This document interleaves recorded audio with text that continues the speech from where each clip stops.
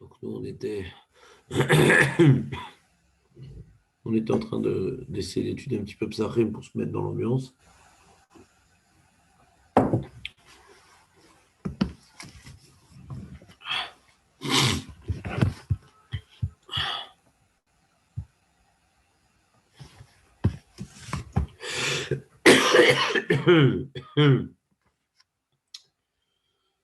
Alors, on avait parlé un petit peu de la takana de l'Abdikat Rametz. On a parlé de la takana du biour, que Chad Mashlim et Hacheni, l'un il vient compléter l'autre, que le biour c'est par rapport à la possession, qu'à partir du moment où on dit Kol Chamira, alors on ne transgresse plus l'interdit de posséder du Hametz, et mais malgré tout, si on ne fait pas l'abdika, on risque pendant Pessah de tomber sur un petite gaufrette et dire oh là là, la bonne c'est là de s'oublier et de manger. Et quand on mange, même si c'est du Hametz qui ne nous appartient pas, c'est assourd. Donc c'est pour ça que Rachamim, ils ont institué ces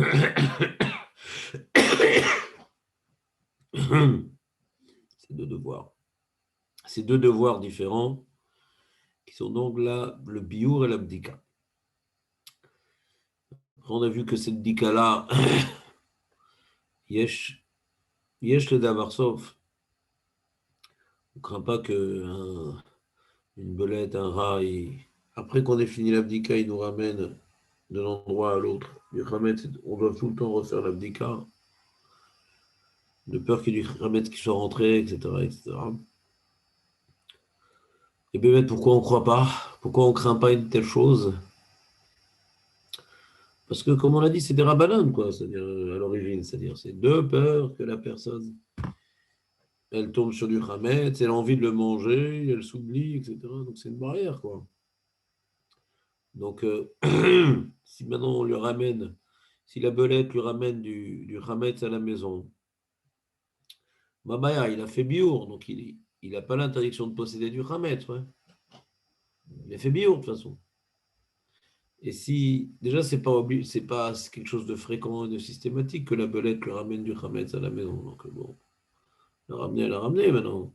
C'est un rachash rachok.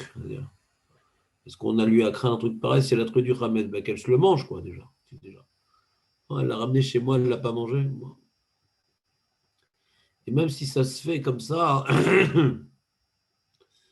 c'est un animal qui met de côté des réserves et qu'il y aura peut-être du Hametz chez moi. Comme j'ai fait biour, je n'ai pas l'interdiction de posséder, quoi, parce que même tu dis qu'il y aurait Kinyan Khatser,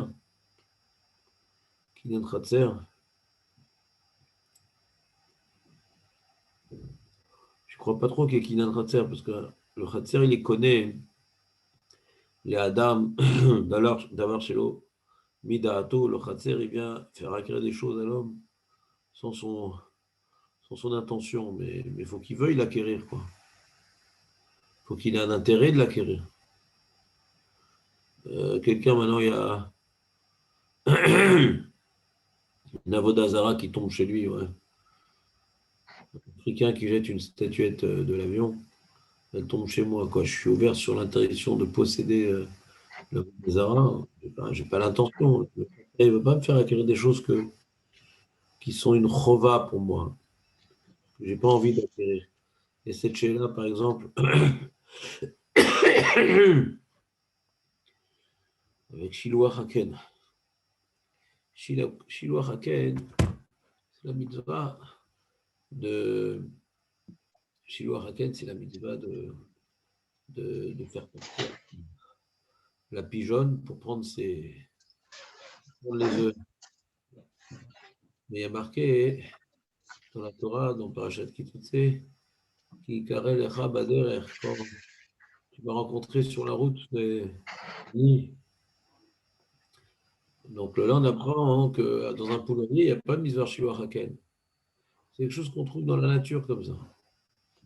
Ah, alors si maintenant il y a un pigeon qui fait sur mon toit un nid, c'est chez moi, c'est pas ma derrière. Est-ce que j'ai un usage pour lequel... Est-ce qu'on peut enlever le micro de celui qui a mis le micro? Ça, Ah, c'est pour vous dire bonjour, Ramoché. c'est gentil. Maintenant, enlève le micro, s'il te plaît, David.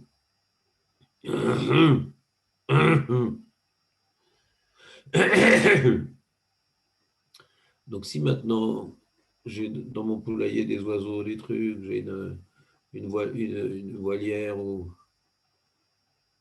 et, et j'ai plein d'oiseaux qui font des œufs, j'ai pas de mise à chilo à Raken. Pourquoi? Parce que il est marqué qui carré quand tu vas par hasard trouver dans la nature un nid, alors et que tu veux manger l'œuf, d'abord tu dois envoyer la mère, etc. Mais là, c'est chez moi.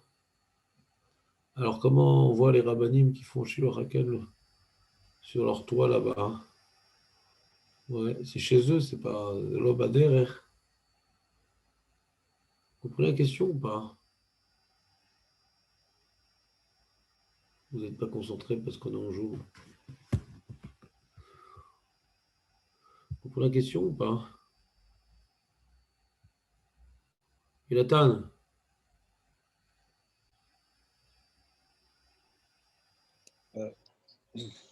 Pas trop concentré. t'es pas du tout concentré. Pas trop. Soyons violents, Jonathan. Reprenons nos bonnes vieilles habitudes. Pourquoi tu n'es pas concentré? Qu'est-ce que tu as? Ah, le Zoom, ça ne va pas. Viens à la maison, il n'y a pas de problème. Je t'invite. Hein. Ah, c'était quoi la question? Ramoché, j'ai invité un ami, là, Léon Fargeon, il s'est mis avec nous. Je pensais venir au Beth Midrash, mais vous étiez donc pas dispo. Donc il est avec nous là sur le groupe. On peut lui dire bienvenue. Ben, je vois un I. Non. Ben si, je vois un I, moi, je vois pas de Léon Fargeon. Ah, Un vous I. voyez I, ouais, mais il y a écrit son nom à côté. Ah, Il est avec nous, quoi. Bokertov. Donc, je Je reprends lui ai la dit que question. c'était le meilleur cours de Natania d'études de Torah. Bah, David, tu es bien gentil, mais après, ça m'engage à. C'est très dur ce que tu me dis. C'est une certaine performance, oui. Voilà. Donc, on va reprendre la question pour Jonathan et ses acolytes.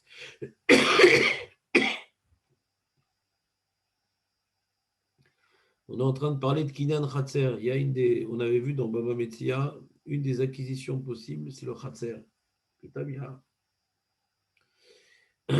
y a un cerf qui est blessé et qui s'est retrouvé chez moi et dans mon Khatser. Et c'est un Khatser Mishtamer avec des barrières, des trucs. Les gens ne rentrent pas là-bas. On a dit que le Khatser Shadam connaît chez l'Omidaato. Le Khatser Shadam connaît chez l'Omidaato. Donc le cerf, je pourrais le prendre et récupérer son cuir et sa peau pour faire du cuir avec, etc. C'est à moi. Et si quelqu'un il viendrait prendre un lasso pour tirer le cerf, le sortir de mon khatser, c'est un voleur parce que le khatser, il les connaît. Donc je demande, si maintenant il y a une belette qui ramène, qui ramène du pain chez moi, est-ce que, même si je ne mange pas le pain, d'accord?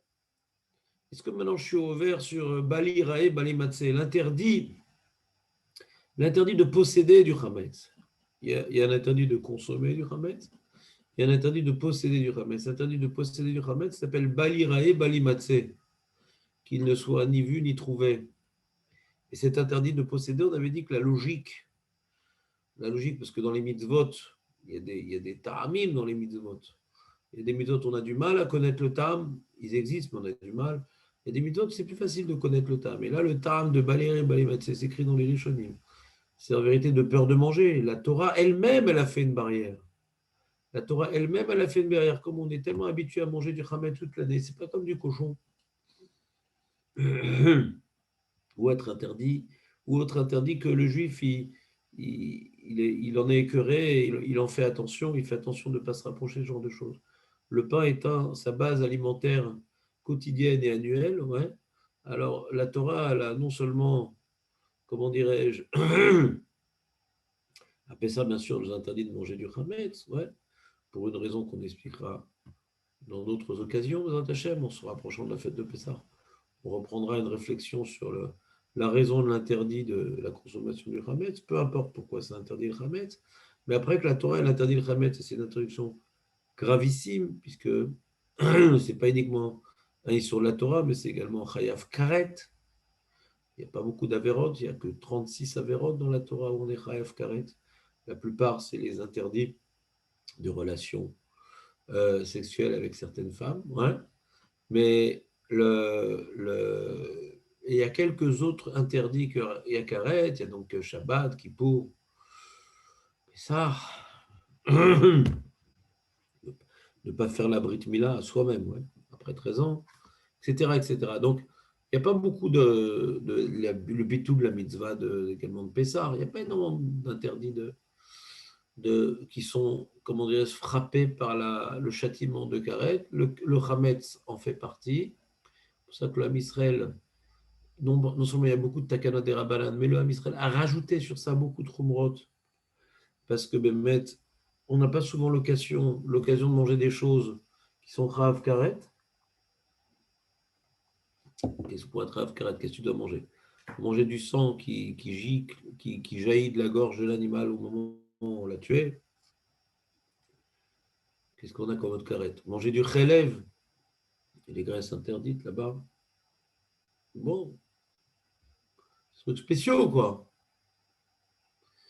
Alors que le Hametz, c'est du pain, il est complètement permis toute l'année. Donc, non seulement c'est du pain, donc bon, c'est pas comme du sang ou de la graisse, c'est bon, c'est sympa. Mais en plus, on a l'habitude d'en manger, quoi. Donc, il n'est pas diabolisé le pain en valeur absolue. On l'aime bien, donc on risque de s'oublier de le manger. Donc, c'est pour ça que la Torah, elle n'a pas interdit de posséder du chelev à la maison, elle n'a pas interdit de posséder du cochon à la maison, elle n'a pas interdit de posséder des aliments interdits. Non, elle n'a pas interdit de posséder. Parce que la Torah, elle a interdit de posséder du chametz pour deux raisons. Parce que c'est un aliment qui n'est pas diabolisé à nos yeux, donc on risque de le manger. Et donc on a dit tout d'abord parce que bon, ben on a l'habitude. Et deuxièmement, parce que c'est carette. C'est deux choses qui vont dans le même sens. On a l'habitude et c'est carette. Donc c'est très très grave le chametz. Donc il y a beaucoup de takanot des rabbanan. On a parlé de l'abdikat chametz, on a parlé du bio chametz. Il y a aussi, comme vous savez, les kitniot, qui est une grande khumra, une très grande khumra, les kitniot. Ouais. De peur dans le paquet de riz, de peur dans les légumineuses, etc. Pas toutes les communautés, bien entendu. Pas toutes les communautés sont concernées par la takana de ne pas consommer du tout des kitniotes. Posséder, ce n'est pas interdit. La takana, là-bas, elle est que sur la consommation, pas sur la possession. Et on a encore plein d'autres mois, c'est-à-dire, Pessah, c'est que des chumrotes. Nous, en Algérie, on ne mangeait pas de sucre, on mangeait des dattes, etc. C'était sans fin, quoi. C'est-à-dire, et bien que dans le reste de l'année, dans le reste des mitzvot, en général, les poskim, ils se refusent d'être mahmir, ils cherchent à avoir la lacha stricte. Et après, kol mishirotse l'achmir, mahmir, mais ma moutar, ma assour, ma moutar, ma assour, ma pitom la achmir, ma pitom la sort. Pourquoi on interdirait des choses qui sont permises?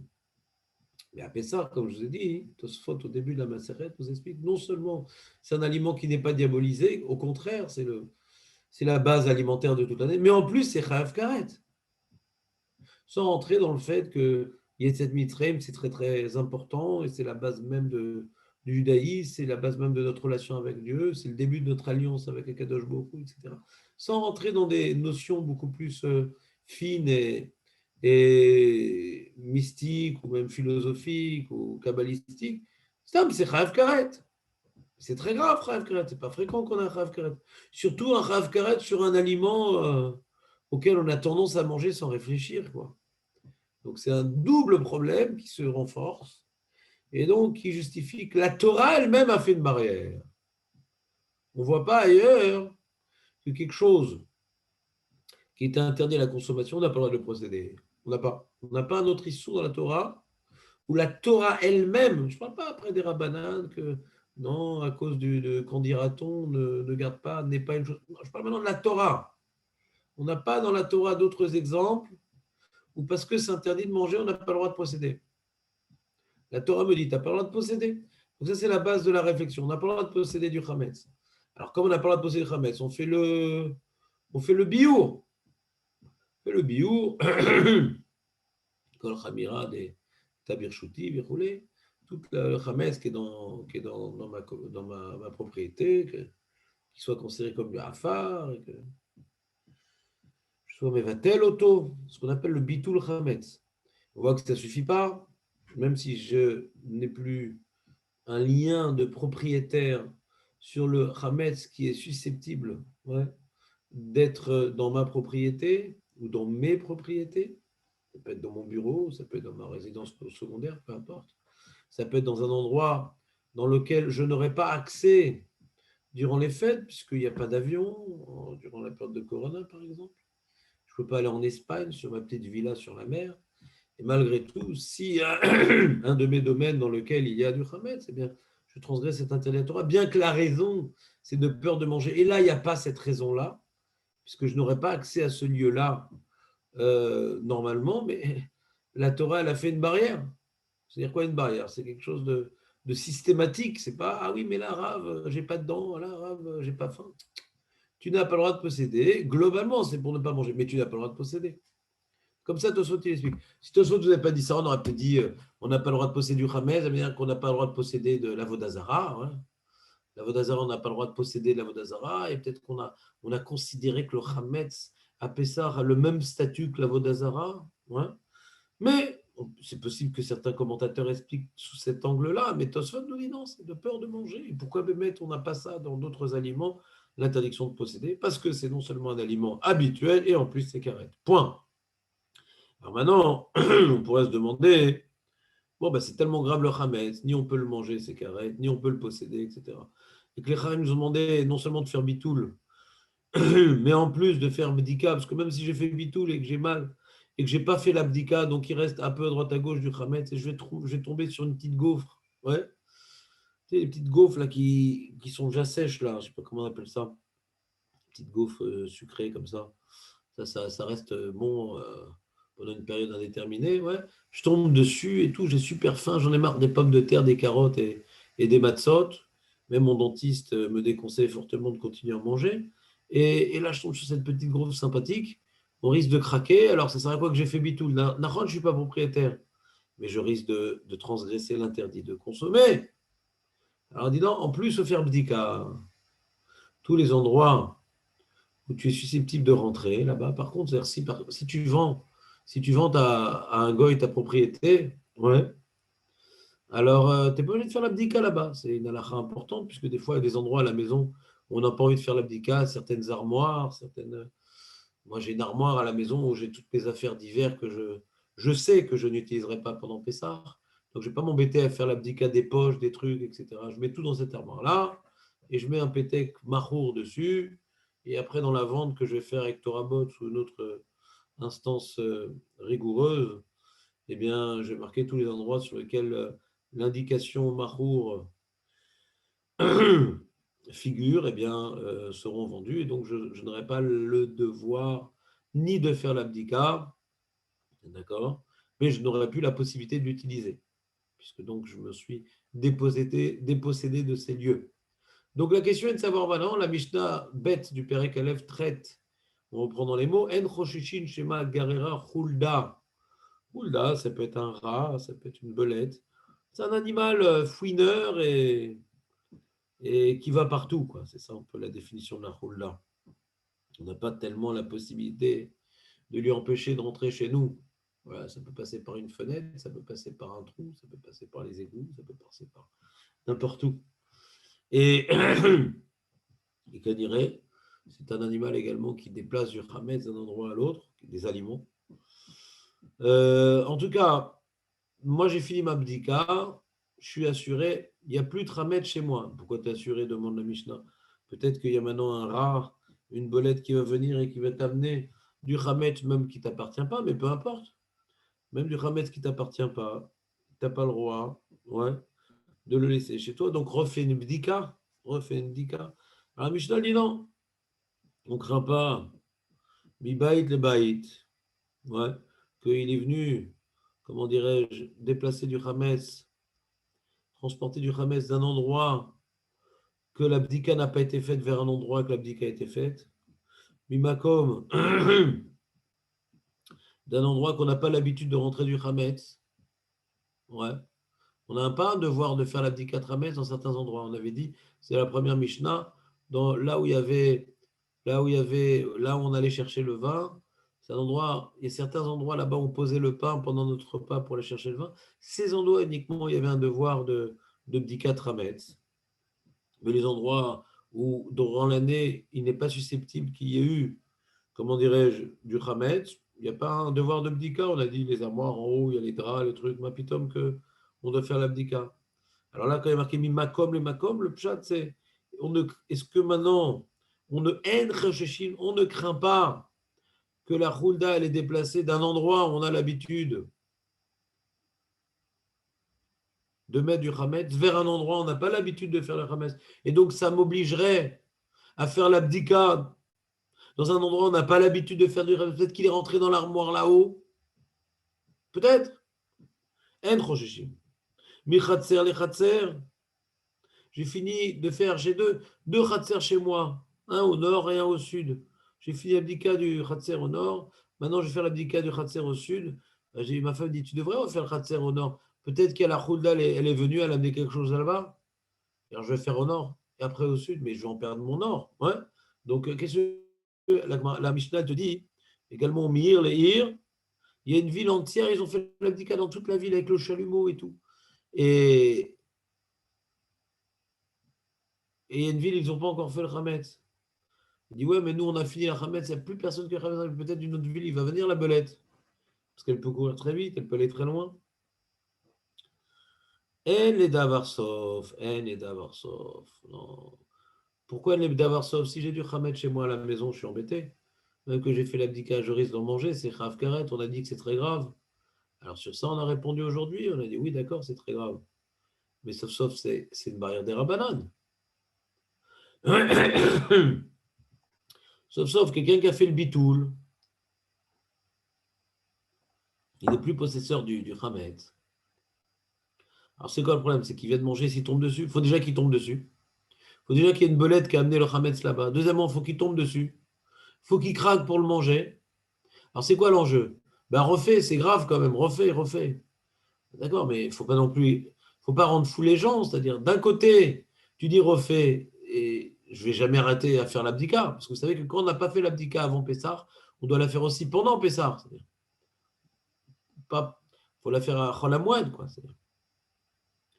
Donc, toute la semaine, je vais faire l'abdika, de peur qu'il y ait une khulda qui soit vue. Donc, ce n'est pas tellement vivable. Face à un enjeu qui n'est pas tellement grave, c'est quoi qui n'est pas grave? De manger Hametz, c'est grave. De posséder Hametz, c'est grave, c'est vrai. Mais le risque, il est faible. Puisque que je tombe sur du Hametz, qu'une belette, elle a amené du Hametz, et que je tombe sur le Hametz, et que je me lâche, et que je n'arrive pas à me contrôler, je mange du Hametz, il y a beaucoup d'étapes à franchir pour arriver au Issour. Donc, si enfin j'ai fait l'abdika toute la journée pendant 7 jours, ou en face de peur que je mange est tellement loin qu'on ne va pas m'imposer à faire l'abdika sans fin. Je rajoute une autre idée. Après que j'ai accompli donc la volonté des sages en accomplissant donc l'abdika Hametz, donc le 14 soir qu'on a vu dans la Mishnah précédente. Après que j'ai fait cet effort-là de chercher le Hametz, etc., de faire le bitoul du Hametz, même si je n'ai pas trouvé de Hametz, cet effort d'annuler dans mon cœur et cet effort de rechercher le Hametz de manière méticuleuse et presque hargneuse, eh bien, c'est venu quelque part renforcer en moi la diabolisation de l'objet. C'est-à-dire, ça me protège aussi de ne pas manger le Hametz si j'en trouve quelque part. Imaginez si maintenant on fait ni bitoul, ni bdika, donc on n'a pas exprimé un éloignement avec notre Hametz, Donc, Bémet, le chachash, la crainte de tomber, de manger du Khamet, c'est plus grand. Parce qu'on ne l'a pas encore diabolisé nous-mêmes. Donc, après qu'on ait fait le bitoul et l'abdika, même si on va tomber sur le Khamet que la belette a ramené, le chachash, il est moins grand qu'on vient de manger. Parce que déjà, on s'est séparé du Khamet par ces deux actes, par le bitoul et le bio. Donc, ça rajoute également dans le fait qu'on n'est pas rochèche, que déjà une belette, elle amène. Et même si elle amène, on n'est pas recherche que je craque et que je mange, parce que j'ai déjà fait le bio et l'abdika. Ça, c'est une grande notion dans le judaïsme. Toute direction dans laquelle on s'investit, on se renforce dans cette direction, que ce soit dans le bien ou dans le mal. Quand quelqu'un, maintenant, il s'habitue à faire du chesed, au début, c'est difficile de mettre la main dans la poche, il a un oursin, un truc, etc. Et petit à petit, alors c'est pour lui naturel. Au début, ça commence par la zdaka, où il n'a pas tellement d'investissement physique. Puis après, il commence, on lui demande un service, pourquoi pas, prête pas ton téléphone, j'ai un coup de fil à faire. Et puis après, on demande d'amener un paquet, et puis après ci, puis après ça. Donc, en général, les directions dans lesquelles que nous prenons, les domaines dans lesquels nous investissons, alors, ce n'est pas uniquement qu'ils deviennent plus accessibles, ils font partie de nous-mêmes. On s'identifie aux actions que nous réalisons. Donc, il y a une vraie influence des actes sur notre être. C'est toute l'erreur du christianisme de faire une Torah édulcorée, de faire une Torah résumée pour attirer le maximum de païens à cette nouvelle religion. Ils ont enlevé les actes et ils ont vu au fil des siècles la dépravation morale de leur société. Malgré tout, c'était des notions de l'amour gratuit, des choses comme ça. Ils ont beaucoup développé des notions de morale, d'amour, de respect, de retenue. Et ils n'ont jamais su véritablement les incarner. Pourquoi? Parce qu'il n'y a pas d'acte au jour le jour. Il n'y a pas d'acte de retenue, il n'y a pas d'acte, il n'y a pas d'effort, il n'y a pas d'investissement, il n'y a pas de sacrifice. Tu fais rien. Et puis, Tom, on te demande de faire un acte glorieux et héroïque, mais tu n'as pas développé les muscles. Tu n'as pas développé les muscles éthiques pour pouvoir réaliser les défis qui viennent pas tous les jours.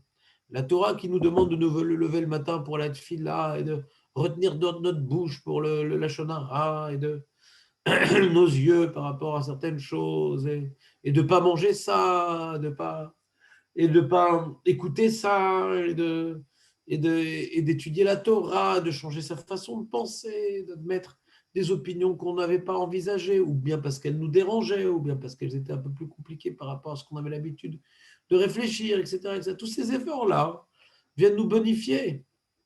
Donc, de la même manière que quelqu'un qui fait du chesed petit à petit, il devient un bal chesed. Quelqu'un qui a fait l'abdikat chametz, c'est le bio chametz, il devient un anti-chametz. Un anti-chametz. Ça fait que quand maintenant, s'il tombe sur le bout de chametz que la belette, elle est venue amener, ce qui n'est pas tellement, comment dirais-je non plus statistiquement, à craindre, chose à craindre, malgré tout, eh bien, il n'est pas trop en danger après qu'il ait fait l'abdika et le bio. C'est clair? Le résumé de la Mishnah, David? Jonathan? Très clair, Moshe, c'était parfait. On peut avancer. Rav Moshe, quand est-ce que vous revenez au Beth Midrash, s'il vous plaît? Bezrat Hashem. Donc, attends, Jonathan, c'est clair ou bien là, c'était encore. T'es proche des nuages? Ouais? Magnifique. Magnifique. Alors, on a posé la question, d'accord? On craint peut-être pas que je mange, mais si je possède, on a dit même si je crains pas de manger, si je possède. Peut-être que mon khatser, il a fait un kinyan. Il y a une notion de kinyan khatser qu'on a vu à la fin du premier Pérec dans Bava Metzia. C'est également un sujet développé dans Gittin. Kinyan khatser, que khatser, Shalom connaît Shalom Midaato. Est-ce qu'on apprend ça de la main, de la manière que la main elle acquiert à l'homme, ou bien c'est chaliar, un chaliar elle acquiert, une marloquette, est-ce que le khatser c'est comme un yad, comme un chaliar? En tout cas, il y a un kinyan de khatser.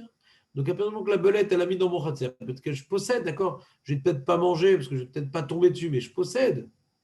Alors, sur ça, on a répondu, le khatser, il ne peut pas me faire acquérir n'importe quoi. C'est-à-dire, il y a maintenant un paquet d'héroïne qui est tombé dans mon khatser, le mec, il a jeté son paquet, c'est à moi l'héroïne et je vais faire 20 ans de tôle.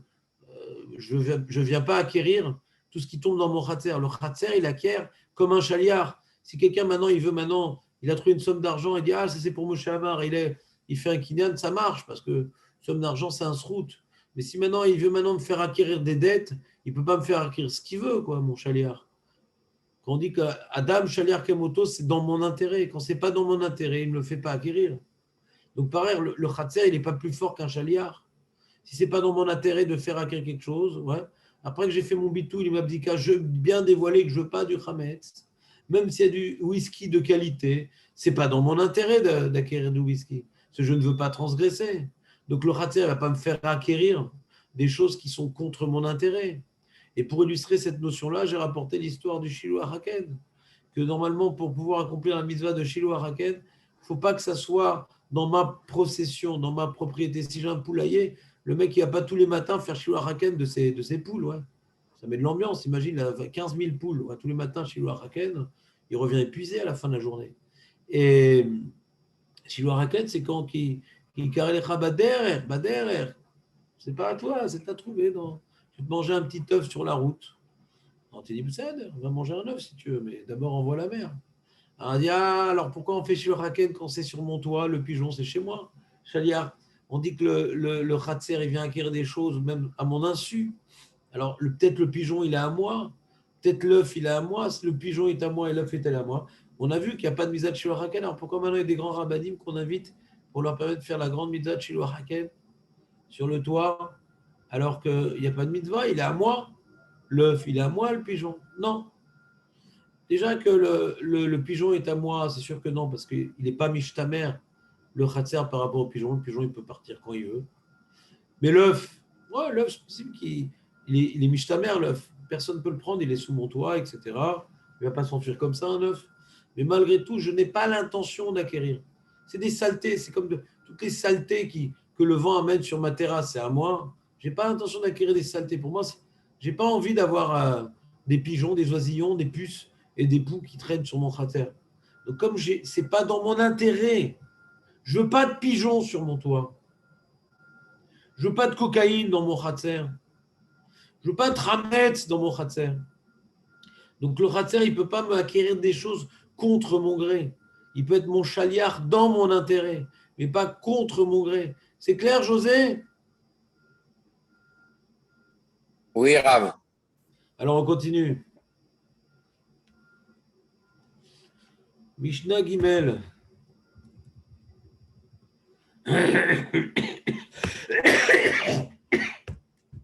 Excusez-moi.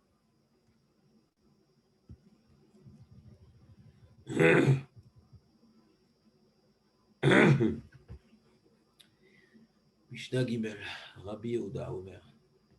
Botkim Or Arba Asar. Ça veut dire quoi, Or Arba Asar, José? C'est quoi, Botkim Or Arba Asar, José? C'est quoi ça?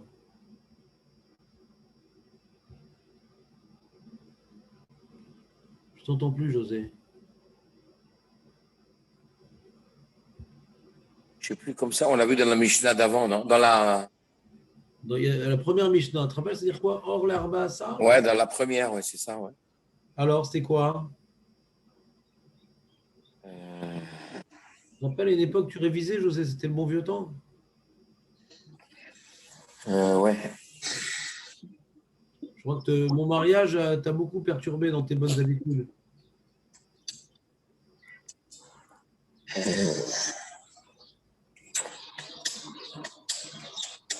Je ne sais plus comme ça. David, il va me sauver. Bon, tu me copieras. J'ai laissé mon cahier au Beth Midrash, Rav Moshe. Le cahier, il est au Beth Midrash. Et après 120 ans, qu'est-ce que tu vas dire? J'ai laissé mon cahier en bas. J'ai mon cahier en bas, ouais. Ouais, ça s'appelle le cahier des charges, David. On avait dit que l'or, c'était c'était une notion positive pour pas dire quelque chose de la nuit, non? Par rapport à la nuit. Razak, David, t'as vu? Ton cahier, ton bêtemage, mais ton cerveau est bien et bien connecté, bon Hachem. C'est ça, c'est ça. On n'a pas voulu commencer mais la Masechet. Ouais, Quelque chose de négatif, ouais. On n'a pas voulu commencer la Masechet par un mot, ouais, ce qui n'est pas vulgaire, ouais, qui n'est pas méchant, mais en tête de notion de parler de la nuit. Ouais. Khamim, ils ont voulu profiter de l'occasion pour nous enseigner un enseignement fondamental, de parler de manière lumineuse. Et si maintenant il faut parler de manière lumineuse, à plus forte raison, il ne faut pas parler de choses négatives, il ne faut pas parler de choses impures, il ne faut pas parler de vulgarité. Ouais. Toutes les conséquences, toutes les incidences du fait de choisir ces mots qui soient toujours positifs, à plus forte raison pas vulgaires. Donc ici, la Mishnah de Psachim a profité de l'occasion. Vous pouvez déconnecter vos micros, s'il vous plaît, comme ça il y aura moins de bruit de fond. Voilà, l'assistant technique au niveau sonore m'a fait cette remarque. Donc, si maintenant on voit ici que Chachamim, ils ont fait un effort d'utiliser un mot qui pourrait laisser d'ambiguïté, mais c'est or, l'arba ça. Or, c'est la journée, or. Non, c'est-à-dire la nuit. Et on a rapporté des exemples dans les expressions de Chazal, que par exemple, un aveugle, on l'appelle pas hiver. Quand on parle d'un aveugle, on appelle de sagé néor, qui a beaucoup de lumière, qui voit bien. Sagé néor. Ouais. C'est l'inverse de la vérité, il ne voit pas bien. Mais il ne faut pas parler de manière négative. C'est passé d'ailleurs dans la société qui s'appelle, tu as raison, judo-chrétienne. Avant, on parlait d'infirmes, on parlait d'aveugles, ouais, on parlait d'handicapés. Aujourd'hui, ils ont appris de la Mishnah de Psachim, sûrement par hypocrisie. Dire non, on parle de non-voyants, on parle de. Comment ils disent les expressions? Des noirs, c'est les personnes de couleur. Voilà, personne de couleur. Ouais. Ils ont arrêté de dire des termes, comment dirais-je, qui pourraient laisser Négatif. Voilà, certaines connotations. Négatif. On parle plus de malade, Péjoratif. on parle de patient. Ouais. D'ailleurs, l'hôpital de Bnei Brak ne s'appelle pas Betrolim. Ouais. Le Rav Rothschild Zichrono Livracha qui a construit cet hôpital, il appelle Bet Refoua, une maison de Refoua, pas une maison de malade. Alors, c'est une moins grande parnassa, parce que plus il guérit, moins tu gagnes d'argent. Mais bon, il faut toujours réfléchir pourquoi tu fais un hôpital, pour gagner de l'argent ou pour guérir des gens. C'est toujours la grande question qu'on doit se poser quand on ouvre un hôpital. Et donc, il appelle ça Bet Refoua, Zelo Bet Rolim. Zelo Bet Rolim. Donc, cette notion-là, qui a été reprise dernièrement par les Goïms, les 30 dernières années, ouais, c'est une notion ancestrale chez les Juifs, ouais, de la parole a une influence sur notre nefesh. Je ne parle même pas de vulgarité, on avait parlé de la culture française qui avait l'habitude d'utiliser des termes très tendancieux, très problématiques. Ouais. Et donc, quand on fait de chouva, ce n'est pas uniquement on passe de la calvitie à la calotte. Non, quand on fait de chouva, c'est que également on change sa façon de parler. Il y a certaines expressions, quand on se coince le doigt ou quand on glisse sur quelque chose, qu'on abandonne. Ouais.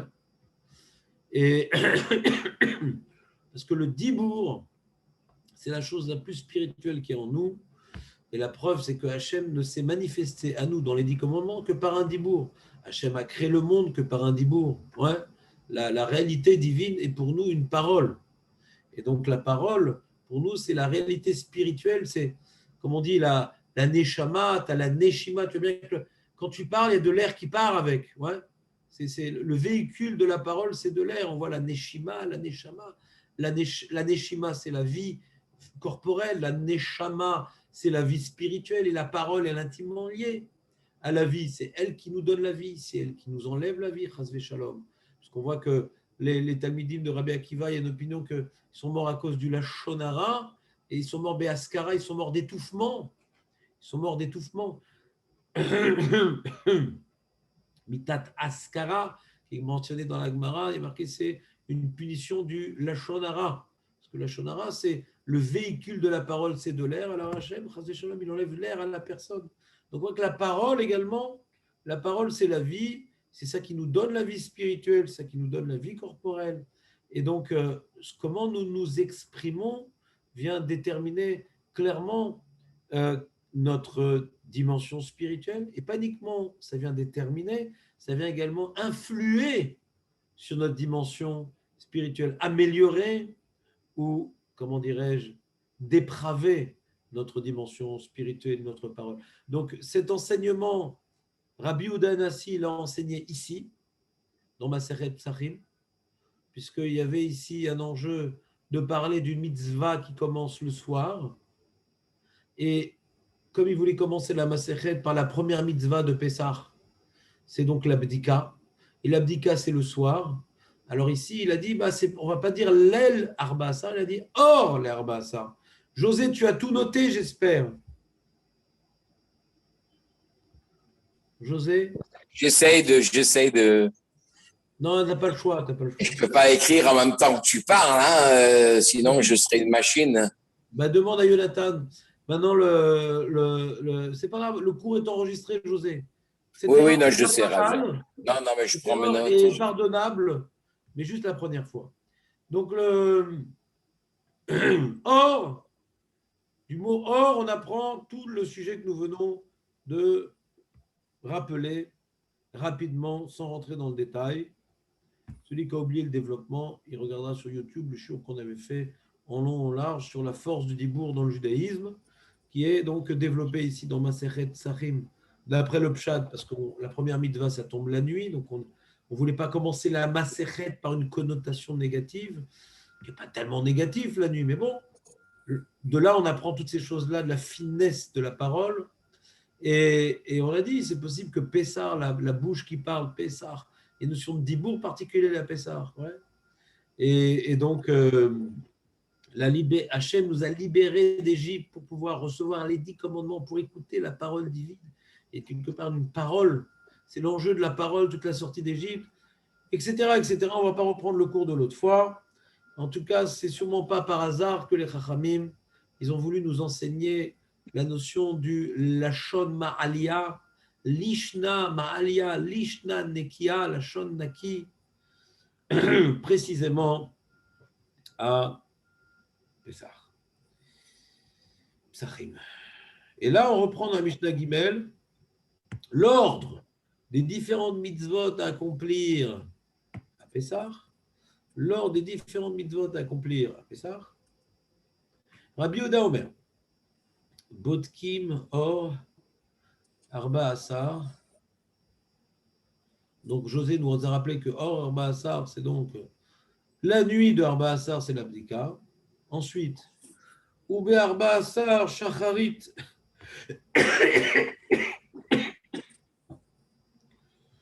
Oh là là. Donc le 14 au matin, on est toujours à RF Pessah, comme vous savez, nous allons manger des matzot fines le 15 au soir.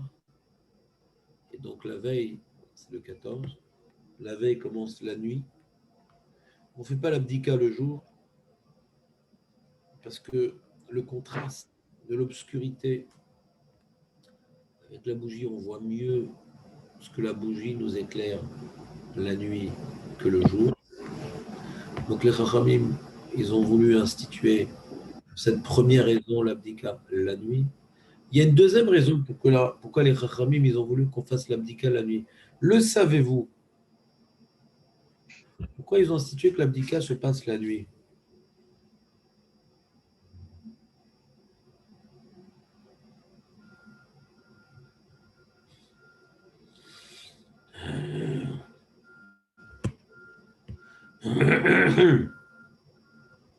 Vous pouvez allumer le micro si vous avez envie de parler, c'est beaucoup plus facile. Pour quelle raison? Pourquoi c'est la nuit? Personne n'a l'idée? Tout commence la nuit dans tout ce qu'on fait, c'est la nuit. La veille. J'ai pas compris du tout ce que tu dis. On pourrait faire l'abdika le matin, je comprends pas ce que tu dis. C'est pas un jour de fête, le 14. La fête, c'est le 15, David. C'est pas le 14. Parce qu'on est sûr qu'il y a tout le monde à la maison. Chazak, Netanel. Le matin, non? Bien sûr. Les gens, ils vont On travailler. travaille pas. Il y a des gens qui bossent, David. On ne travaille pas la veille de Pessah, on a dit. Il y a des gens qui bossent quand même. C'est pas plus que Chol HaMoed. Rav Moshe, excusez-moi, quand est-ce que vous revenez au Beth Midrash? C'est possible. Donc, il y a des gens qui travaillent et l'interdiction de travailler, RF Pessar, elle est comme l'interdiction de travailler à Chol HaMoed. Quelqu'un qui n'a pas de quoi se nourrir, il a le droit de travailler à RF Pessar. En général, la nuit, on ne travaille pas. Donc, statistiquement, si on veut avoir le plus de monde disponible pour accomplir cette mitzvah-là et ne pas l'oublier, étant tiraillé par ses activités professionnelles, donc le soir, c'est le moment où on revient à la maison tranquillement.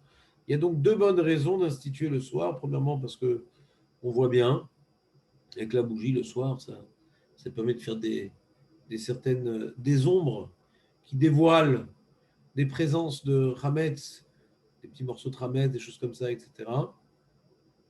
Également, c'est un moment où on est disponible pour faire cette mitzvah et qu'elle ne va pas nous passer sous le nez. Très bien, Nethanel, merci de ton intervention.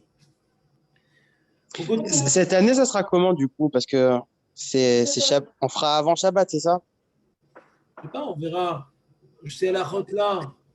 Je me dis ça. Cette année-là, on les fera quelques jours avant Pessah pour que l'amnésie collective ne vienne pas effacer ces enseignements. On a l'habitude d'oublier ce qu'on apprend. Et donc, il est toujours bien d'enseigner la halachot juste avant le moment où on doit l'accomplir. Pour l'instant, on essaie d'avoir des notions générales et d'étudier, de faire accomplir la mitzvah de Limud Torah en faisant la Mishnah de Psachim, un petit peu Beyoun, avec certaines Gmarot que je vous évoque oralement, certains Rishonim, certaines halachot. Mais dans le détail, on verra dans les 2 derniers Shurim qu'on fera avant Pessah. On verra ça sur Akal. Quoi la date? Quand est-ce qu'on finira nos cours avant Pessah? Je ne sais pas.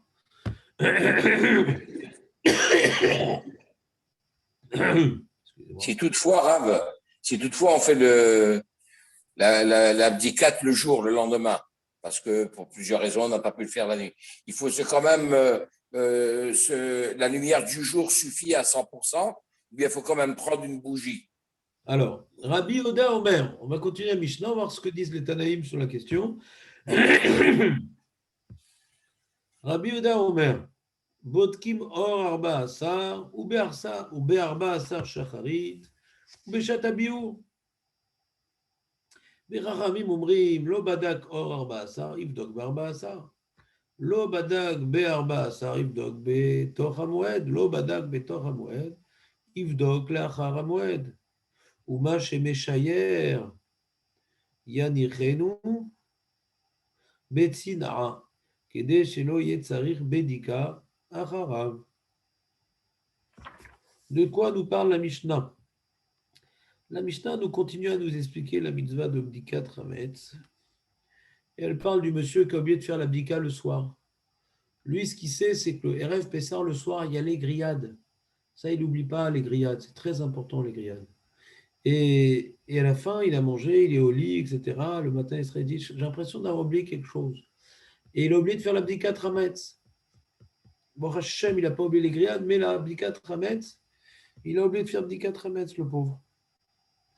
Alors, comment il se rattrape? Est-ce qu'il peut rattraper cette mitzvah-là? Rabbi Eda Omer, Bodkim, or Arba Asar.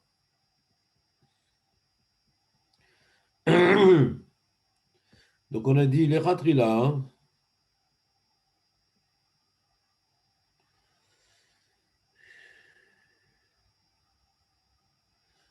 Les Khatrila, c'est donc, on a dit Arba Asar, c'est la nuit du Arba Asar. Maintenant, s'il a oublié ou il n'a pas voulu faire, il était fatigué. Il va faire ça Berba, ça Shacharit le matin. Premier rattrapage, le matin. Deuxième rattrapage, il n'a pas fait le matin non plus. Mais Shatabiour, alors à partir de quel moment il y a la mitzvah de Tashbitu?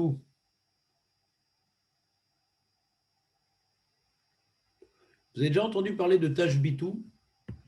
Il y a une mitzvah de Tashbitu, ça vous dit quelque chose, Tashbitu?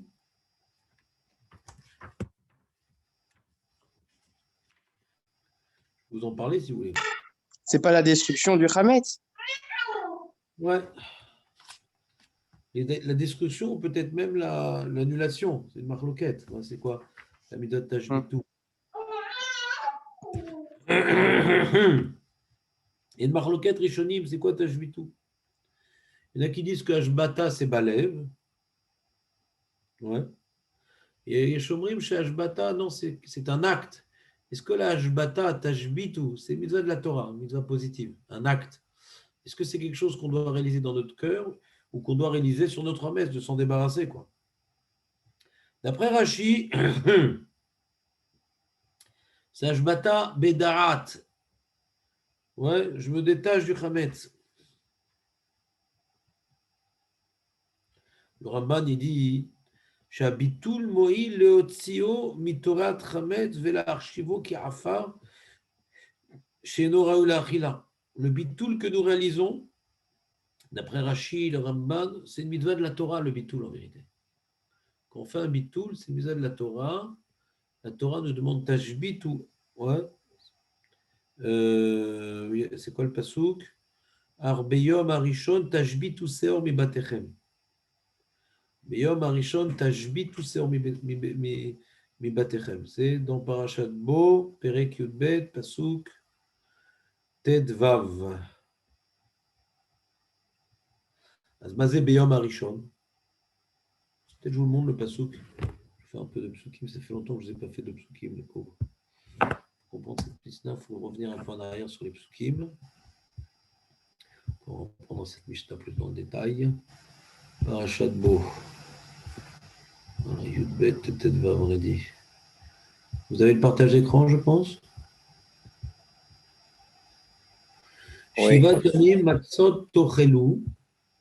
Pendant 7 jours, Matzot Tochelu, vous mangerez donc des matzot. Ach Beyom Arishon. Tashbitu seor mi batechem. Donc, Yom Arishon, c'est quoi Yom Arishon? Si tu dis c'est Yom Arishon des 7 jours, on est déjà pendant Pessah. On est embêté. C'est trop tard de faire le bitoul pendant Pessah. C'est trop tard. Je ne peux plus me déposséder d'un Hametz qui ne m'appartient plus. Parce qu'il est déjà sur Béana à Pessah. Mais c'est Beyom Arishon. Beyom Arishon tashbitu seor mi batechem. Comprenez le problème ou pas de ce verset? Est-ce que la problématique du verset est claire? Ouais, j'avais jamais remarqué, Ramoshe. Beyom Arishon tashbitu. Mazé Beyom Arishon. C'est à Rosh Hashanah.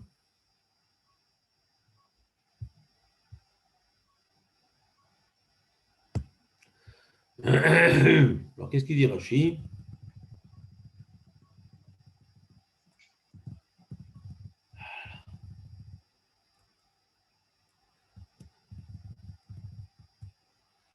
Allez, Rashi, viens.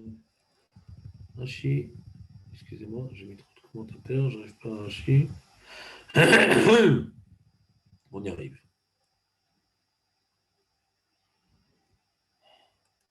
Déjà, tu vois le Targum Yonatan. Qu'est-ce qu'il dit Targum Kelous? Il dit Beyoma Kadmaa. La veille, il dit.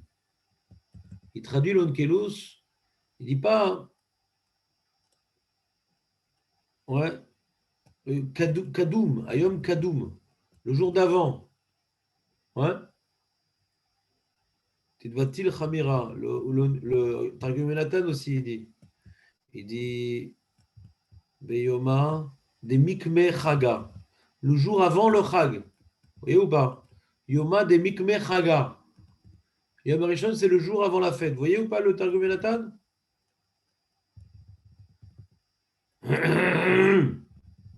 Rashi. Alors, Beyom Arishon. Alors, Rashi, il explique comme Chazal. Mi Erev Yom Tov. C'est quand Yom Rishon? Erev Yom Tov, faut faire donc le bitoul. Vekarouy Rishon, les fils ou l'ifne à Shiva.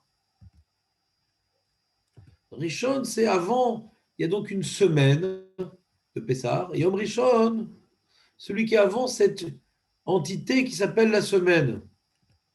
Et il donne une illustration de cette notion étonnante. Umatsinu Mugdam Karouy Rishon.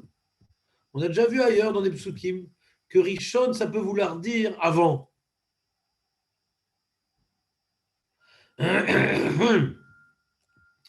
Comme dans Yov. Arishon Adam, c'est quoi ce pasouk? Arishon Adam Tivaled, Velifne Gevaot Cholalta. Arishon Adam Tivaled, ça veut dire quoi ce pasouk? Je ne sais pas comprendre tellement l'illustration. Ah ben Teren Adam Tivaled. Ça veut dire quoi Arishon?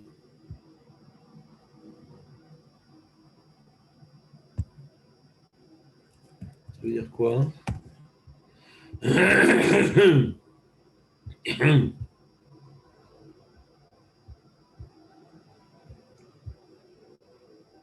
Voilà. Est-ce que l'homme a été créé avant tout? C'est ça que veut dire le passage. Il était créé en dernier lieu, l'homme. C'est le 6e jour de la création. Hein. Arishon Adam Tivalet, c'est une question. Est-ce qu'il a été créé avant? Avant les Gevarot, qui est à la fin du verset. Alifne Adam Nolata, Oeno Ela Arishon Shel Shiva. Talmud Lomar, Lotishrot al Chametz, Lotishrot al Pesar, Vadil Chametz Kaem. On voit. Il dit, d'accord, c'est vrai que des fois, Yom Rishon, ça peut vouloir dire parfois, rarement, Yom Rishon, c'est-à-dire le jour d'avant. Mais plein de fois, Rishon, ça veut dire le premier jour. Qui t'a amené à trancher ici? Rachid demande, rapporte Chazal. Qu'est-ce qui a amené Chazal de croire ici que Rishon, ça veut dire la veille, ça pourrait dire le premier jour de la semaine. Et non, comme j'ai un autre passou qui me dit que je n'ai pas le droit d'être chochet, le Korban Pessah. Ah, c'est notre paracha d'ailleurs, de qui dit ça? Lotishrot, al-Chametz, Dam Zifri. On parle du Korban Pessah, que quand on va faire la shrita du Korban Pessah, on n'a pas le droit d'avoir de Chametz. Lotishrot al-Chametz. Lotishrot est un Korban Pessah, Shiesh Adaïn et Tzlecha Chametz. Donc tu vois que la mitzvah de se débarrasser du Chametz. Quand est-ce qu'on fait la shrita du Korban Pessah, David? Quand est-ce qu'on fait la mitzvah du Shrita? Moshe, je vois qu'on est 12 participants. Il faut passer un petit peu, toujours les mêmes. Oui, David, mais je sais, mais je ne veux pas poser la question à ceux qui connaissent la réponse. David, à quel moment on fait la Shrita du Korban Pessah? C'est sûrement la veille. À quel moment, à partir de quel moment on est là? Je pense dans l'après-midi, non? Donne-moi une heure précise. À partir de quel moment précisément l'heure précise, il faut la faire? Oui, à partir de quel moment on a le droit? Avant, à partir de après 3 heures avant, non? C'est milieu de la journée, non? Khatsois. Khatsot, ouais. Pourquoi? Mais c'est pas 3 heures avant, Khatsot. Maintenant, pourquoi Khatsot? C'est d'ailleurs, il reste une halakha qui est liée à la shrita du Korban Pessah. C'est que tu as vu qu'à partir de Khatsot, on n'a pas le droit de faire des travaux à Pessah. Parce qu'à partir de Khatsot, la Misraël. Est-ce que ce n'est pas dû au fait qu'on est sorti d'Égypte à Khatsot? Pas du tout. On est la veille de la sortie d'Égypte. On n'est pas le 15, on n'est pas sorti du tout à Khatsot. Mais on est sorti au matin. Donc, bonne intervention, Samuel, mais truffée d'erreurs.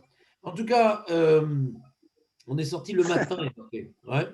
On avait la permission de sortir à partir de Khatsot Alayla, mais on n'est pas sorti.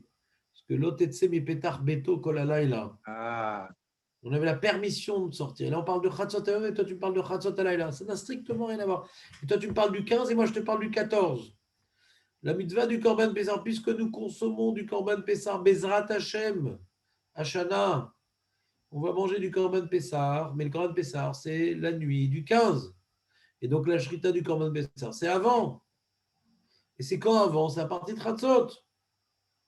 Et comme quand on fait un Korban, on n'a pas le droit de faire des melachot. C'est pour ça qu'à Khatsot de Pessah, on ne peut pas faire de melachot. En souvenir que normalement, c'est le moment où on aurait dû faire le Korban Pessah. Et comme il y a marqué qu'à Khatsot, donc au moment où on peut apporter le Korban Pessah, la shrita du Korban Pessah, c'est Khatsot du 14. Il y a marqué Aldam, Lotishrot. Aldam. Al-Chametz, Lotishrot. Al-Chametz. Donc on voit que j'ai plus le droit d'avoir du Chametz à partir de Khatsot. J'ai plus le droit d'avoir du Hametz à partir de la raison. Comment tu peux me dire que Béom Arishon Tashbitou, c'est le premier jour de Pessah? C'est pas possible parce que le Tashbitou, c'est pour ne plus avoir du Hametz. Et j'ai interdit de ne pas avoir de Hametz quand je fais la Shrita.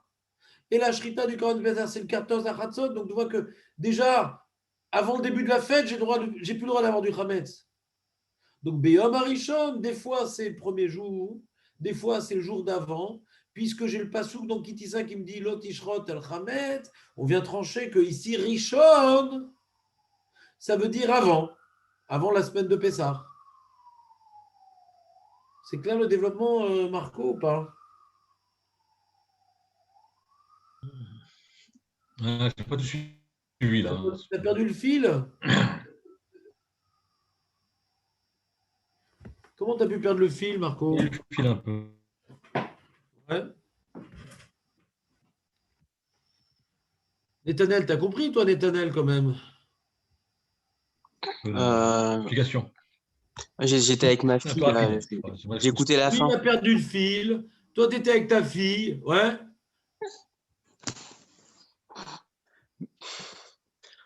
Désolé. Ouais, pas de problème, c'est ta faute, hein, si ta fille, elle est là. Donc, c'est partie du contrat. Hein. J'ai même pas eu le fil au départ. J'avais pas le fil du tout. Exact. Donc, on a donc ici, ouais, Rachi demande, d'abord je vous rapporte le passouk, les pauvres. Je ne pas m'attendre sur ça, mais qu'est-ce que je te dise? Si vous n'avez pas compris, c'est que je vous ai mal expliqué. Je suis le seul responsable. Donc, je vais aller lentement par écrit. Je demanderai à David demain, ça veut dire quoi, cette histoire-là?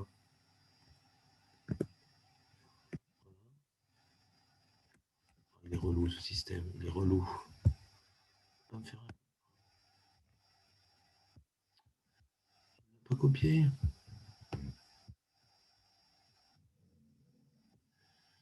Voilà, on a le pasouk, d'accord? Beyom Arishon. Vous le voyez, Beyom Arishon? C'est clair? Oui, oui, oui. Attends un petit instant. J'arrive à l'instant. Michael? T'as mon âme? Ferme le téléphone, je vous fais.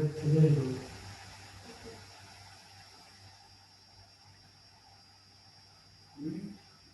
T'as pris les papiers sur la table? J'ai pas le temps là. Je suis en chou là.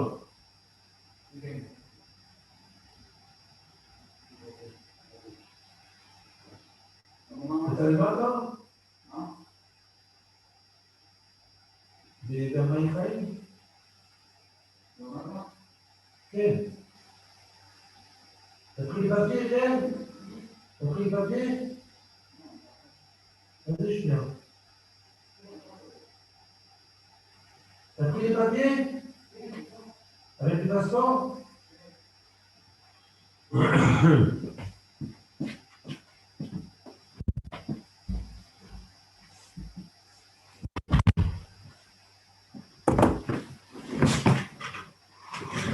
Excusez-moi, mon fils doit voyager, il doit faire l'abdicat de Corona à l'aéroport là. Donc je ne voulais pas qu'il oublie les papiers. Donc Rachid demande. Donc la question c'est que signifie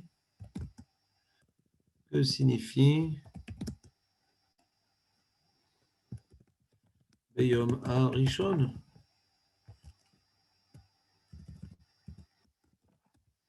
Tâche Bitou. Alors, Tâche Bitou, on a dit. Tâche Bitou, on a dit. C'est donc détruire. Ouais, ou mentalement, ou physiquement, on verra la marloquette, ouais. D'accord, ça c'est Tâche Bitou. Et c'est-à-dire quoi, Beyom Arishon? C'est clair la question? Très clair. Ouais, Rachi explique. Parfois, Rishon signifie le jour d'avant. Jour d'avant. Et puisque, en général, Rishon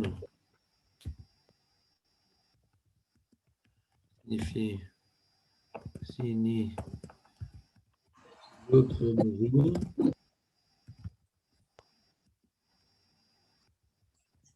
tranché ici, cela veut dire le jour d'avant. C'est clair la question de Rachi?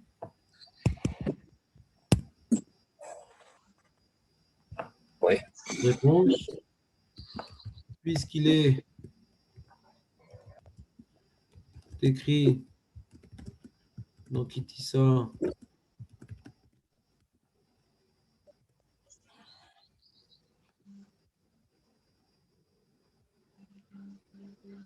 et au Passouk. Quel est le Passouk de Kitissa? Allez là, on reprend.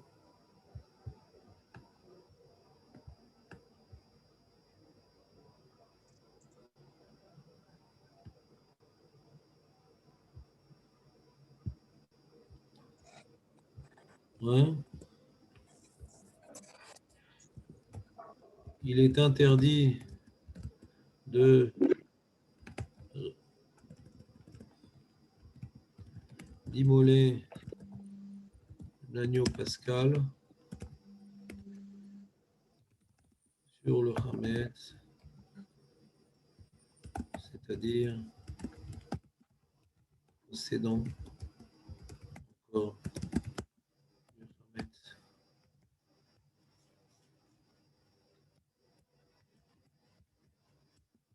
Puisque le devoir de sacrifier l'agneau commence Chatzot du 14 jusqu'à la nuit. Le devoir de se débarrasser du Hametz est obligatoirement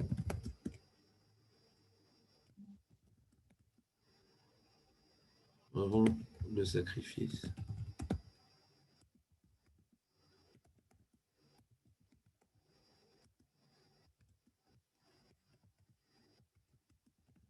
Par conséquent, Rishon ici signifie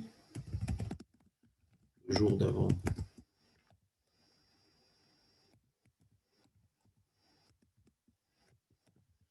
Est-ce que c'est clair pour tout le monde? Oui. David?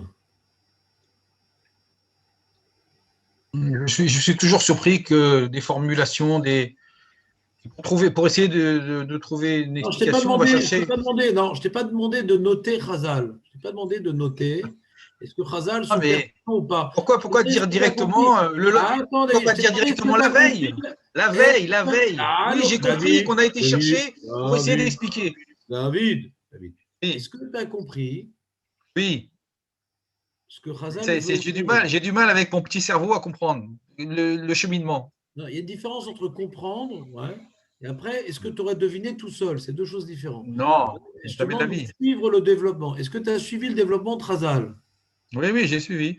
Très bien. Alors, qu'est-ce que tu veux plus que ça? Non, mais bon. Je t'ai prouvé au moins une centaine de fois depuis qu'on étudie ensemble que tous ces limoudim-là, ouais, ils ont l'air compliqués, mais ça cache des enseignements plus profonds. D'accord?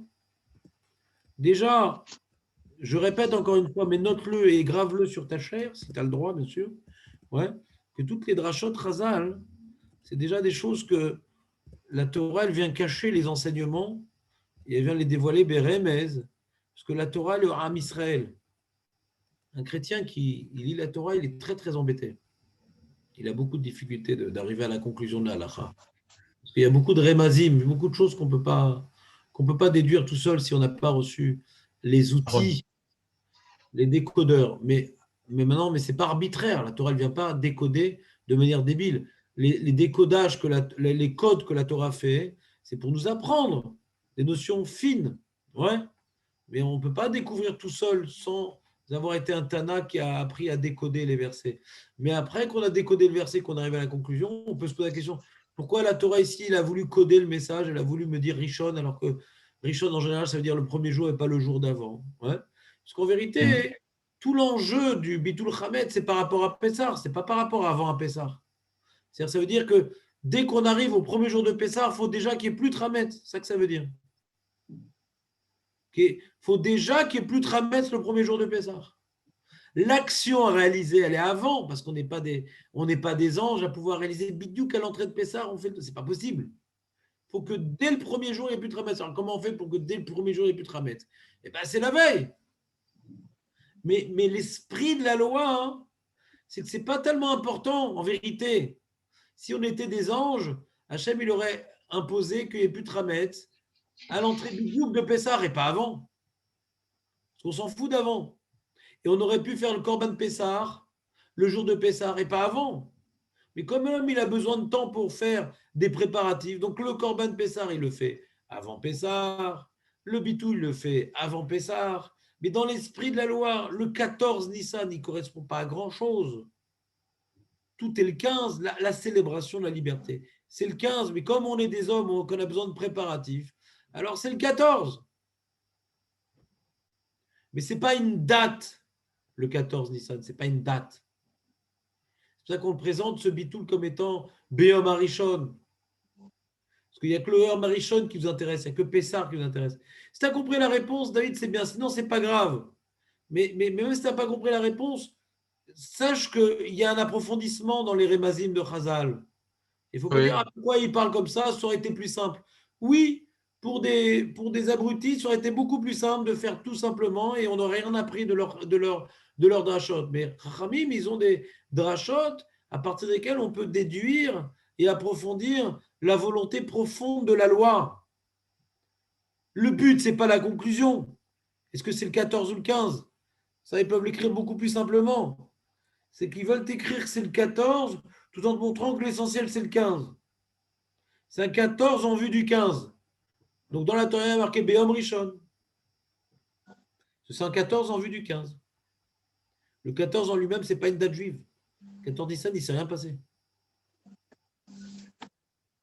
Alors, c'est vrai que les Bnei Israël, eux aussi, le 14 Nissan, ils ont fait la Shrita du Korban Pessah, c'est vrai. C'est vrai. Mais la Shrita du Korban Pessah, c'est pour le consommer.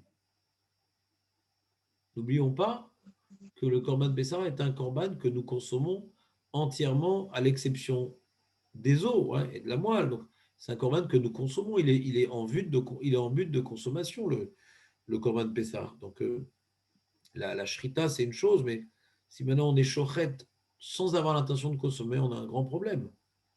Donc, tout est tourné vers le 15. Je ne sais pas si j'étais clair dans l'explication furtive que j'ai voulu vous donner sur un petit peu pourquoi les Chachamim s'expriment de manière détournée, mais peu importe. On fait des Mishnayot, je donne des réponses rapides pour ceux qui comprennent rapidement et qui arrivent à comprendre malgré ma difficulté d'éloquence dans ce sujet-là. Peu importe, si vous n'avez pas compris, c'est de ma faute, je prends toute la responsabilité, mais je ne peux pas m'attarder trop sur les yesodot de Chazal quand on fait uniquement la Mishnah. Si vous n'avez pas compris, je pense qu'en réécoutant l'enregistrement YouTube, peut-être que ce serait plus facile à comprendre à plusieurs reprises. En tout cas, revenons à notre sujet. Parce que nous, j'étais en train de vous expliquer Tashbitou, que Tashbitou donc figure dans un pasouk problématique. Béom Arishon, Chazal, il n'y a même pas de marloquette sur ça. Ouais. Tout le monde est d'accord que Yom Rishon, c'est le 14. Ouais, le 14. Il faut que le 14 à Chatzot, il n'y ait plus. Il faut que le 14 à Chatzot, il n'y ait plus. Ça sera déjà Mouchbat.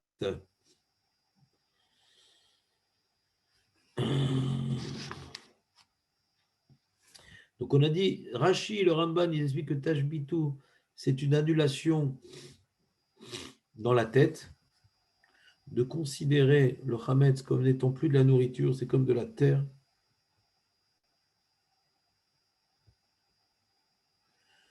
Comme je vous ai expliqué tout à l'heure,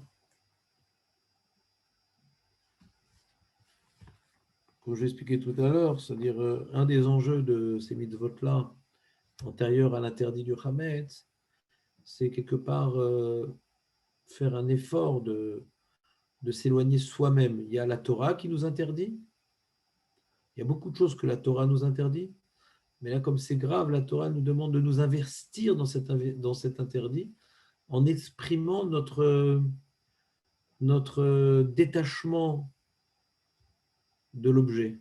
Il est pour nous un écœurement, une déconsidération du Hametz, pour pouvoir justement se créer une auto-défense, un bouclier interne. C'est ça la svara de la Hashbata, une déconsidération du Hametz.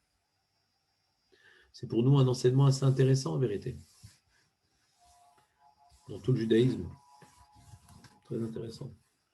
Comme vous savez, beaucoup de commentateurs ont voulu rapprocher la notion du Hametz du Yetzer Hara, c'est-à-dire il faut diaboliser le Yetzer Hara. Il ne suffit pas maintenant de s'en éloigner. Quand maintenant il y a quelque chose qui est interdit, ouais, je ne sais pas moi,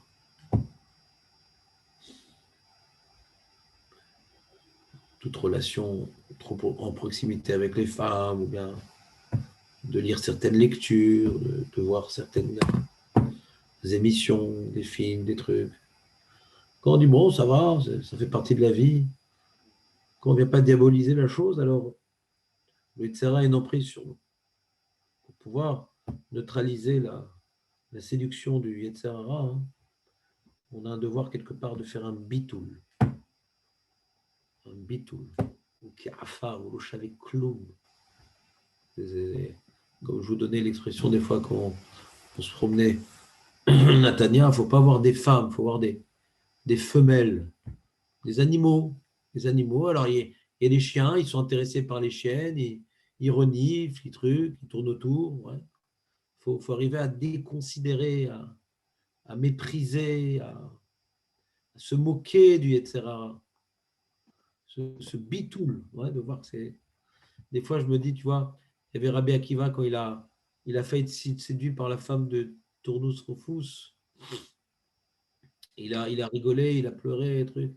Et une des paroles qu'il a dit à cette femme-là, qu'il a aidé à ne pas tomber, c'est dit, ben, tu vas mourir, toi. C'est-à-dire, il s'est projeté, cette belle femme, c'était une femme magnifique. Il s'est projeté, cette belle femme, déjà toute ridée, et dans sa tombe, tu vois, avec déjà le regard cadavérique du pré-squelette.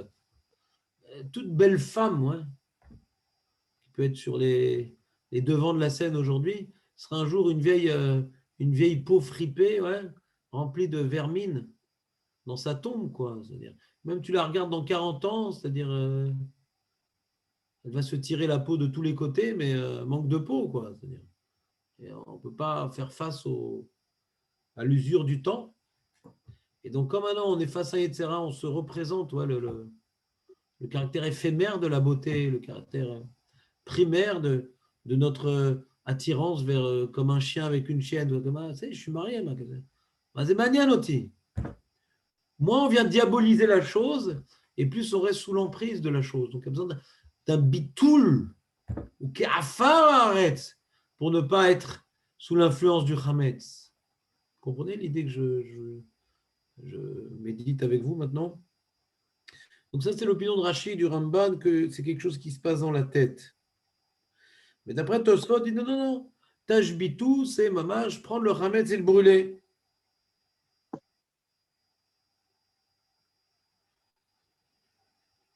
Alors d'après Rashi, qui explique que c'est dans la tête, il faut qu'à l'entrée, c'est-à-dire le 14 à Chatzot, voilà, Beyom Rishon, donc le 14 à Chatzot, au moment où il y a la shrita du Korban Pessah est possible, au moment où la shrita du Korban Pessah est possible, donc c'est le 14 à Chatzot, il faut que déjà dans ma tête, le Hamed soit diabolisé, méprisé, humilié. Ça, c'est d'après Rachid.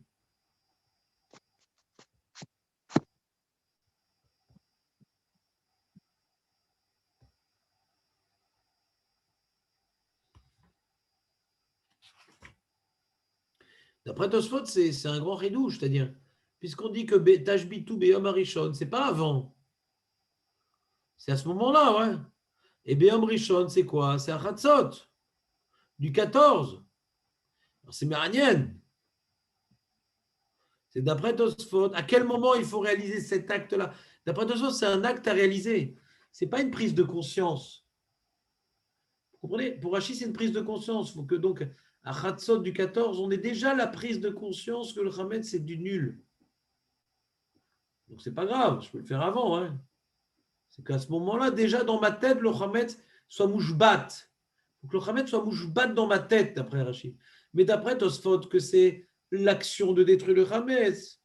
Il faudrait le détruire à Chatzot quelque part. Alors quoi? Mais je le possède à ce moment-là. Comment ça marche? Parce que pour lui, Tosfot, le bitoul, c'est des rabananes. Pour lui, Tashbitou, on parle de l'action de détruire. Le bitoul, c'est que des rabananes pour Tosfot. La Torah, elle ne demande pas. Pour Rachid, le bitoul est d'Oraïta. Pour Tosfot, le bitoul, il est des rabananes, les amis. Alors, c'est un grand chidouche, Tosfot. C'est que d'après la Torah, je n'ai pas fait bitoul puisque c'est que des rabananes. D'après la Torah, je n'ai pas fait bitoul parce que c'est que des rabananes. Et j'arrive maintenant à Chatzot, vas-y, détruis le Hametz.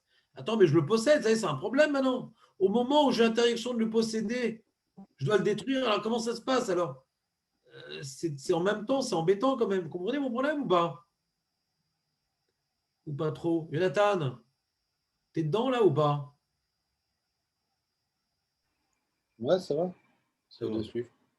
Alors l'idée, elle est, soit il explique que tant que je suis occupé à vouloir brûler le Hametz, comme je suis occupé à brûler le Hametz, je ne suis pas ouvert sur Balera et Balé Matzé.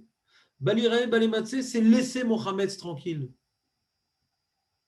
L'action de détruire le Hametz, là maintenant je suis en train de mettre du bois, de ramener des silex ou des allumettes, voire même un briquet, ouais, et de réunir le Hametz sur mon foyer. Tout ce moment-là, mais quand tu es en train de faire du bois, etc., tu possèdes du Hametz, tu es ouvert sur Balera. Non, non. Balera et Balé Matzé, c'est de laisser le Hametz tranquillement, laisser reposer. Mais là, je suis en train de m'occuper pour le détruire. Tant que je suis dans la dynamique de destruction, je ne suis pas ouvert sur Balera et Balé Matzé. Vous me suivez ou pas? Mais pour Hachi, le Tashbitou, il est avant, parce que pour Hachi, Tashbitou, c'est le bitoul. Je reprends. Je vous fasse aussi par écrit, parce que des fois, je vois que je n'arrive pas à être clair oralement.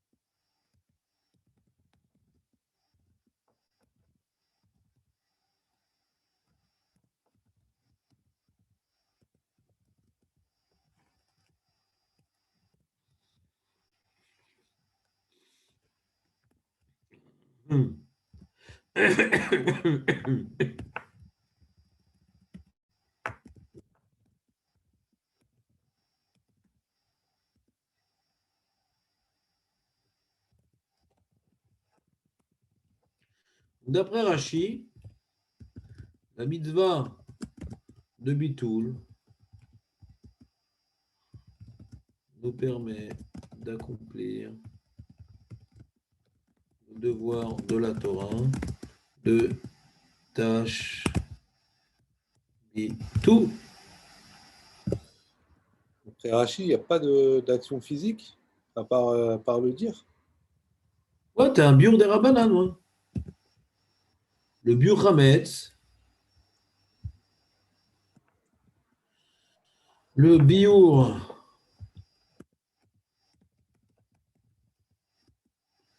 Hametz,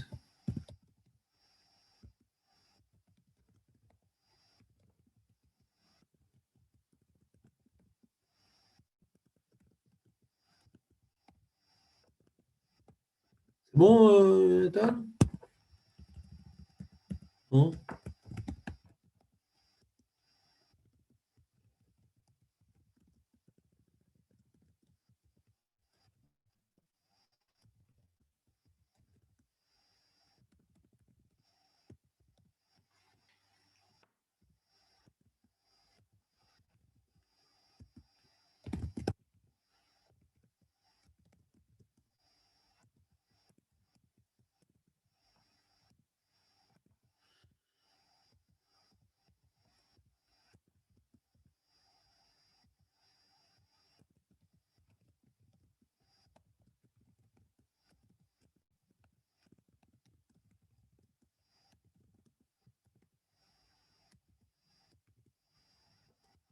C'est clair ou pas? D'après Tosfot, la mitzvah de bitul et des rabanan, pour se déposséder du Hametz, celui que l'on n'aurait pas trouvé ouais, par l'abdika. C'est une autre barrière des rabanan pour Tosfot, le bitul. Pour Rashi, c'est une mitzvah de la Torah. C'est bon ou pas? Ouais, par contre,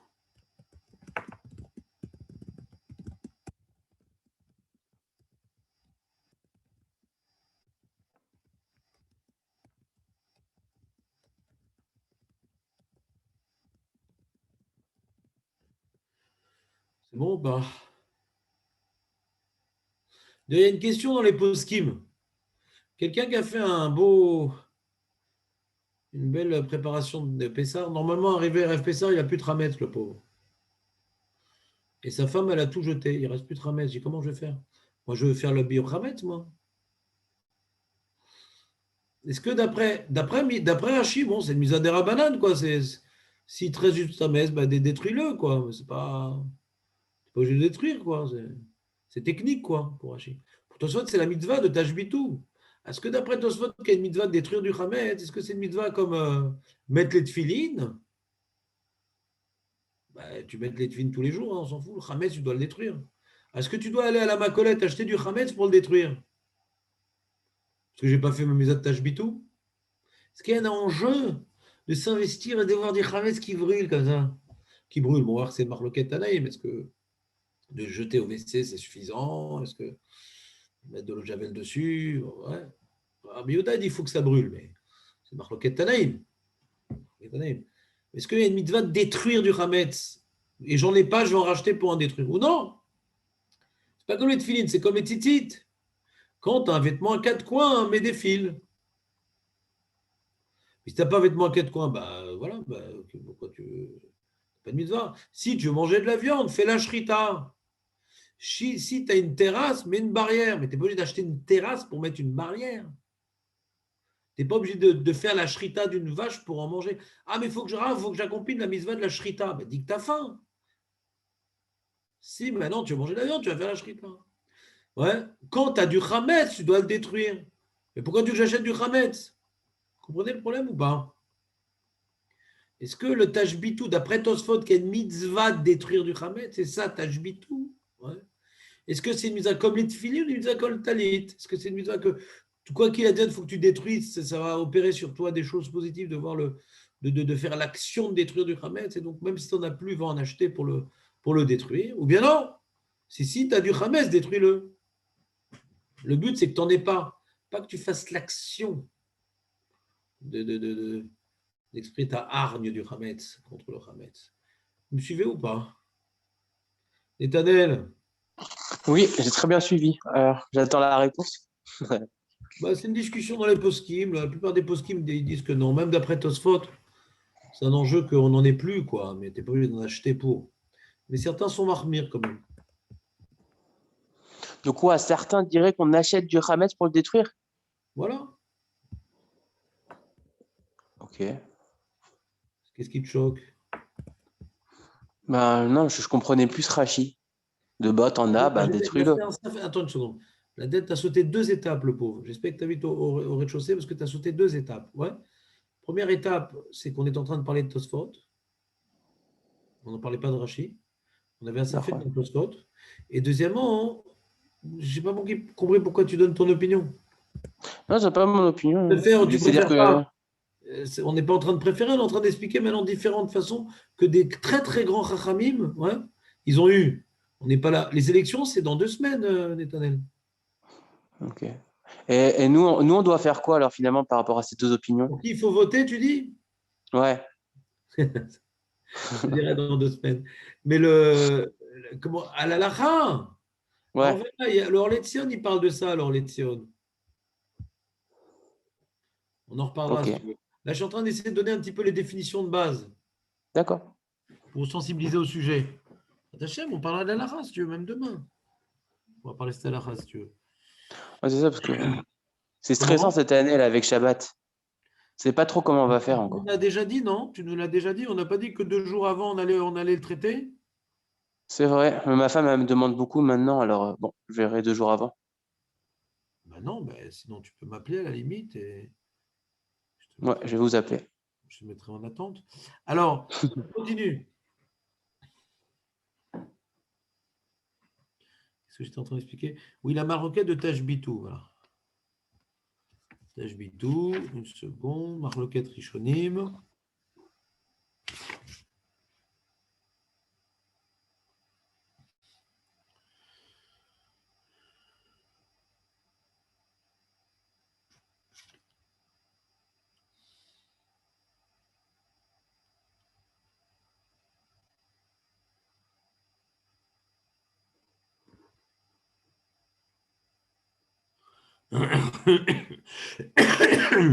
Tosfot, il dit, ça se complique un petit peu, que Tosfot, il dit même que le pshat du pasouk, c'est que Tashbitou, c'est une destruction physique du Hametz. Malgré tout, il est d'accord que si j'ai fait Bitoul, j'ai pas besoin de détruire d'aller maintenant dans les usines de baguettes du monde entier et avec mon chalumeau détruire le Hametz dans le monde entier. Je vais détruire du Hametz qui m'appartient, quoi. Si j'ai fait Bitoul et que le Hametz ne m'appartient plus, j'ai plus la mitzvah de le détruire. Donc. La mitzvah de détruire le Hametz, c'est pas la chasse à Amalek, quoi. Il faut tout tuer, il faut tout détruire. C'est-à-dire, le Hametz qui m'appartient. Mais si j'ai fait le Bitoul préalablement, donc j'ai plus la mitzvah de détruire du Hametz, parce qu'il n'est plus à moi, quoi. Je suis déconsidéré de ce Hametz, j'ai dénigré ce Hametz, je ne suis plus concerné par ce Hametz. Même tâche bidou, ça veut dire détruire, mais ça s'applique que sur Hametz sur lequel je n'ai pas fait bitoul. Et comme les Chachamim m'imposent de faire bitoul, donc avant Hatzot, donc du coup, arrivé à Hatzot, mon Hametz, il est mouchbat. De toute façon, parce que grâce au bitoul, je me suis déconnecté du Hametz. Même que la Torah ne parle pas du bitoul. Mais j'ai accompli le bitoul, pardon, j'ai accompli tâche bitou par le bitoul. Parce que j'ai éliminé mon Hametz. Même que le pshat, il ne parle pas d'élimination mentale d'après Tosfot. Le fait d'avoir fait bitoul, déjà, ça y est, j'ai réglé mon problème avec mon Hametz. Et j'ai plus un devoir de le détruire. La manière que je ne vais pas aller détruire le Hametz chez mon voisin. Si maintenant j'ai fait bitoul, je n'ai pas un devoir de le détruire. Ça, c'est une écoute assez fine dans Tosfot. Que je comprends que vous avez du mal à la comprendre si on ne fait pas dans les mots Tosfot, on n'explique pas les différentes nuances. Je vous l'évoque et je ne veux pas trop m'attarder dessus parce qu'il n'y a pas tellement de nafkaminotes sur ça. Il y a tout un ioun dans Tosfot sur le Tashbitou d'après Tosfot. Très bien. Donc après qu'on ait revu ensemble, c'est quoi Tashbitou entre Rashi et Tosfot, donc ces notions de se débarrasser, de détruire, d'annuler, d'éliminer d'après Rashi mentalement le Hametz Tosfot. Avant tout, c'est physiquement, mais si on l'a fait mentalement, ça marche quand même aussi. C'est clair? La marque de Rachid Tosfot?